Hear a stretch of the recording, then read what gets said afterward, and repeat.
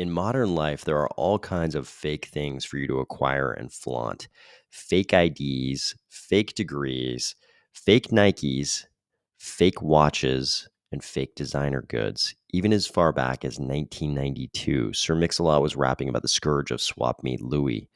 In the crypto space, we face something far more insidious: the fake decentralized blockchain. What if a bunch of VCs and a few founders had gotten together at the birth of the internet and convinced everyone, you don't want the internet, it's too slow and disorganized. You want the infernet. Decentralization, hey, we're not even talking about that here. You can infer anything you want about our minimal number of nodes that we're going to manage and censor relentlessly. Focus on speed and VC money invested. Those are the real metrics. If that had happened and if they'd been successful, we might have been robbed of all the wonderful things that came with the early internet. Today, we find ourselves facing a no less critical juncture where we get to choose between real decentralized blockchains and their fake counterparts. Ready? Woo! Let's go!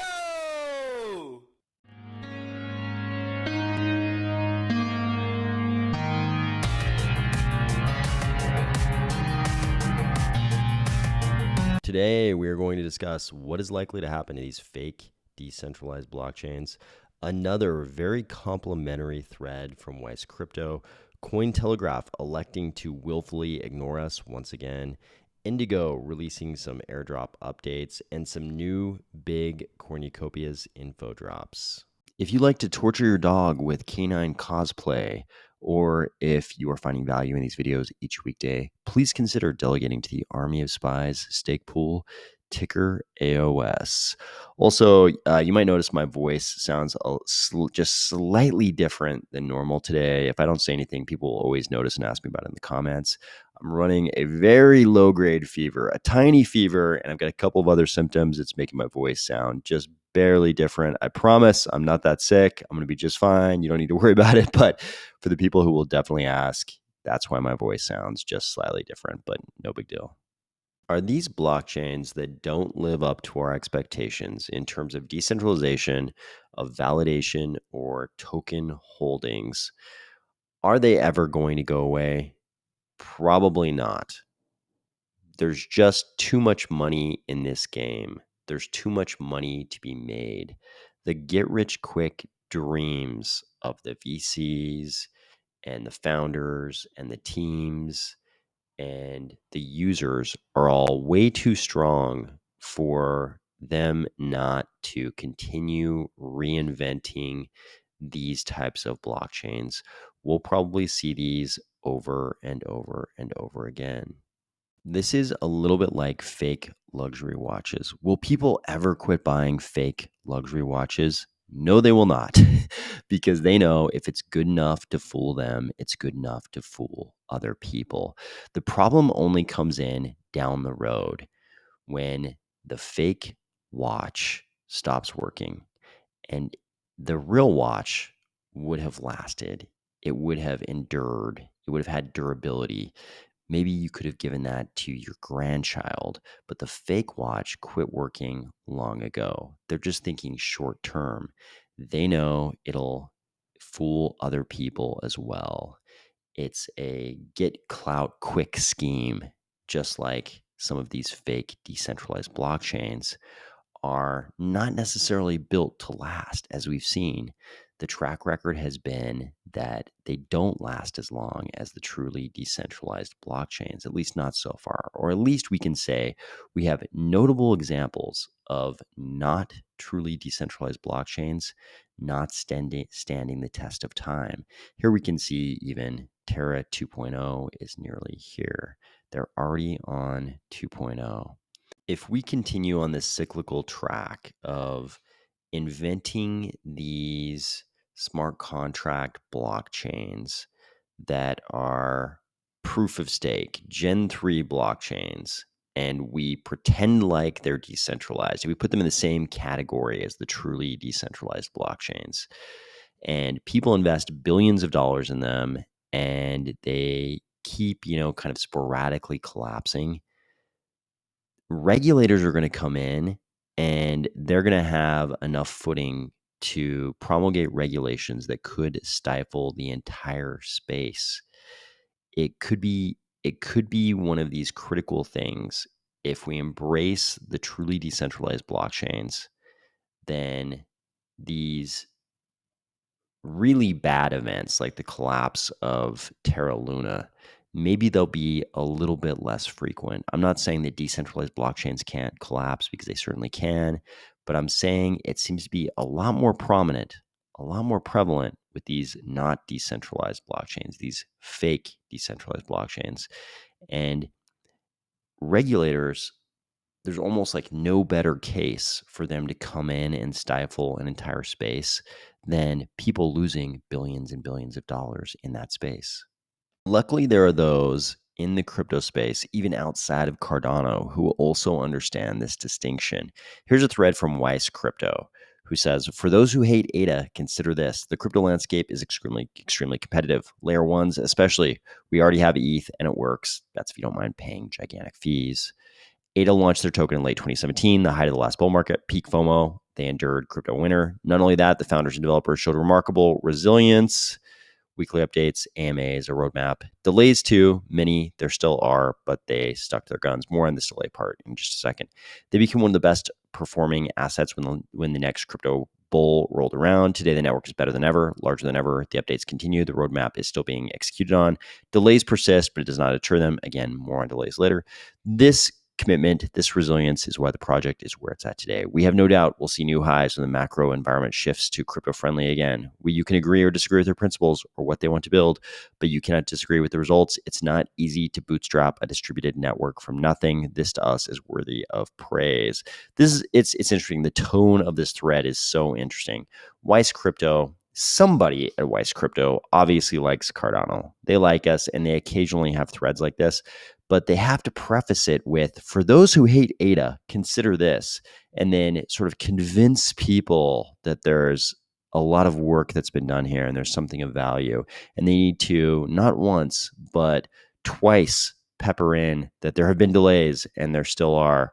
Delays persist, but it does not deter them. I actually agree with Cardano well here, with ADA well. He disagrees on the delay thing, because that was kind of a hallmark of the evolution of Cardano back in the day, but it's not really true anymore. Now they kind of set deadlines and they hit them. But the great thing about a thread like this, regardless of the tone and the way they have to preface it and how they have to sort of like throw some criticism at us on the delay thing, even though it doesn't really exist anymore, it's difficult to argue with anything they said. Even if you are the biggest maximalist of another smart contract blockchain, it's really hard to argue this kind of thread, because everything they said is objectively true. I think we're going to see more and more of this in crypto.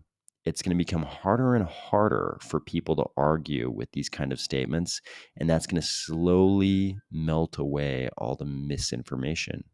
When it comes to Cardano, we can't really mention misinformation without also mentioning willful omission, its other evil twin. This article seems to be a great example of the latter. This is an article that Cointelegraph ran called "The Truth Behind the Misconceptions Holding Liquid Staking Back. Staking is complicated, but learning the truth behind these four myths will help to increase liquid staking mass adoption." So we can assume that the author here is in favor of increasing liquid staking mass adoption, which is great because we've had that in Cardano for a long time. That's one of the key features of our entire proof of stake system. But as we go through this article, what we find is they talk a lot about proof of work versus proof of stake. They talk about liquid staking. They talk about their four misconceptions of liquid staking. Only one player or protocol will exist. It's only limited to liquidity. Liquid staking is solved at the protocol level. Liquid staking defeats the purpose of staking overall. But what we find is that while they do mention Ethereum, they don't mention a place where liquid staking has existed for quite a while, and that's Cardano. Not mentioned at all throughout this article. Next up, Indigo drops some information about their airdrop. We've kind of covered sort of the evolving steps that seemed like they were probably going to be necessary to be involved in the Indigo airdrop. They had you do a bunch of different things, participate in Indigo's first governance proposal, connect your Indigo forum account to your Indigo Discord account, and complete the Indigo quiz to become an Indigo guru. That's a little badge that you get inside their Discord. We kind of covered each of these as they came out, and I think a bunch of people probably followed along with those steps. Now they're telling us a little bit about how this airdrop is going to go. They talk about the vote. Over 6,000 people participated in that vote. The vote was overwhelmingly in favor of beginning Indigo's initial token distribution at the time of launch. They say the Indigo team has gathered a list of Cardano wallet addresses from the community, the ones who presumably went through these steps.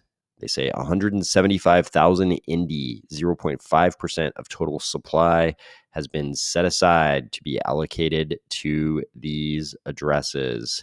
A total of 3,490 Indigo community members are included, broken down into the first group, members who provided particular assistance to the community as identified by the Indigo team, and two, members who went through the 3 steps. They say, if you missed out on meeting either of the above 2 criteria, not all is lost.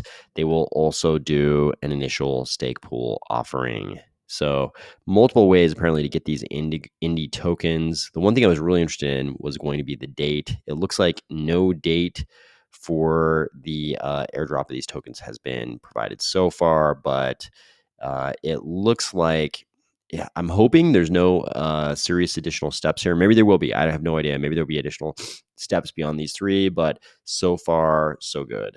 We also got a pretty huge info drop from Cornucopias. We got a little bit in the CopiCafe episode 8, which is their weekly podcast. And then we got a huge amount from the actual CopiWiki that dropped. This is a wiki for everything Cornucopias, basically. In the podcast, we found out that Cornucopias will be at Consensus in Austin in June, and both Rob and Josh will be there.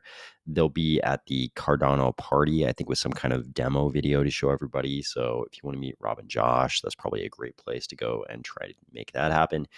CopiWiki dropped and currently has Unreal Engine 4 images. Those will be replaced with Unreal Engine 5 images, and they look great so far. So I'm assuming Unreal Engine 5 is going to look even more amazing. They say the CopiWiki replaces the white paper, and it'll be a living document. Also found out about the epic size land plot, which is going to be 48 meters by 72 meters. They sort of compared that to an NFL field. If you're looking at this diagram, you can see it sort of goes from sideline to sideline, almost. It looks like almost sideline to sideline, not quite. And then from the end zone down to the opposite 20-yard line. You'll remember from our previous videos that there were 3 land plot sizes announced previously: the small land plot, the medium land plot, and the large land plot. The small land plot, if I'm remembering correctly, was sort of compared to the size of an NBA basketball court. The medium-sized land plot was compared to the size of a Major League Baseball diamond, but it was sort of like only, most of the way to third base, and then, from home plate, and then it extended out in between first and second base, like part of the way into the outfield, if that makes any sense at all. You can go back and look at the way they overlaid those images in that previous video. And then the large land plot was kind of comparable to something like an Olympic swimming pool. Those are just my probably unreliable recollections about comparisons they provided. So definitely go back and look at the overlay images they actually used in their videos if you want to get a better idea of the size of those plots. Don't rely on me. They said the more space you have, the more creative you can get. You probably want a larger size plot if you are going to invite other people to your land to help out. They say the medium size custom dome will be something like 2 NFL fields. You can see here that's an area of something like 120 meters by 144 meters. And it compares to the small custom dome like this. Rob and Josh talked quite a bit about the mobile game. They said alpha testing with a larger group than just their internal team. may be beginning by the end of June. It sounds like it'll start with some subset of the people holding the Discord OG role. They said your NFT wallet will come into the mobile game's user profile via API. And then they leaked this imagery of a cloud gate, which also appeared in the update about clouds that they recently released. You'll use these cloud gates to travel between zones. Here is the Cornucopias CopiWiki. This is a pretty large information drop, so we're not going to cover everything here. If you're a Cornucopias fanatic, I'm sure you will go through this with a fine-tooth comb and read everything for yourself. One of the first things you notice as you go through the CopiWiki is that this doesn't seem to be a project where they mainly are doing crypto stuff and there's a metaverse tacked onto the crypto stuff. And it's also not mainly a gaming project with crypto style monetization tacked onto the game. It looks from this CopiWiki like a tremendous amount of energy has been put into planning out both sort of like the game centric side of this project and the crypto centric side of this project. And obviously they're very intertwined together. We see this even here, the origin story. They've laid out a complete sort of like background lore. I won't say complete, but they've laid out the beginnings of kind of a background lore for Cornucopias, which I didn't realize was something that was going to come. I won't get into this, but there's a venture 12 team that is kind of, it looks like guiding a bunch of architects of Project Cornucopias guiding the project. And there's a shadowy figure known as Architect 13. His motives are unclear. So they're actually going to have kind of a plot attached to the whole Cornucopias project.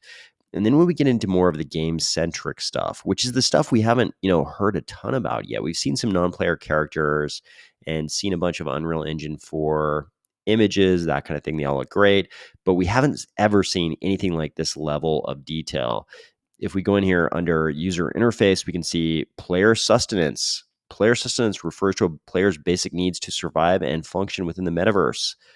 Resource consumption system. Maintaining, using, and exhausting the player needs to perform actions within the game, including but not limited to eating and sleeping. So there's going to be eating and sleeping, very game centric.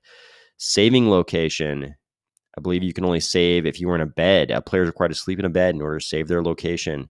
There's crafting. There's questing and challenges. There's inventory. There is gold. Gold is the standard in-game currency of Cornucopias, earned by playing minigames, rewards for quests and challenges, or received as part of trading. Gold can be spent in districts and merchants to buy resources or at workshops. Speaking of resources, there are a lot of different types of resources in this game. Look at this. We got natural resources, 4 different categories. Processed forms of resources, again, 4 different categories. If we pick just one, wood, we could see trees are environmental features found scattered across themed zones. When chopped using an axe, trees are stored in the inventory as logs. Wood beams are crafting materials which are sourced from various types of trees and are essential for tools and building. They are acquired by processing logs at a sawmill. You can see with this many different categories of resources, this might get pretty complicated pretty fast. And this is starting to look like a pretty ambitious project. If we come down here to equipment, they say equipment can be crafted by the player using the appropriate crafting skill. And there are equipment rewards. We've got things like armor, clothing, melee weapons. What? Melee weapons? Melee weapons are the most effective way of dealing damage up close to creatures and livestock in Cornucopias. We've got swords, 2-handed swords, and shields.